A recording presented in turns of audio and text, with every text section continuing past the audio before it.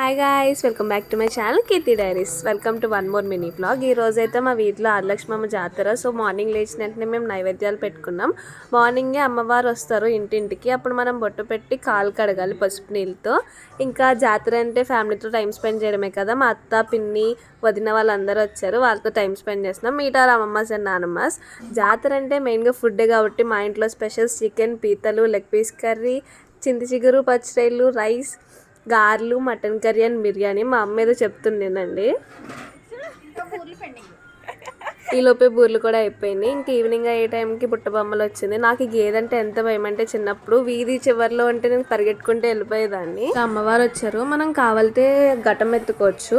అమ్మవారిని బండి మీద హంసలా డెకరేట్ చేసి తీసుకొస్తారు. చాలా అంటే చాలా బాగుంటుంది. ఇద్దరైతే చాలా బాగా జరిగింది. నేనైతే చాలా ఎంజాయ్ చేసా. That's it for today's vlog. Please do like, share and subscribe and do follow Keerthi diaries.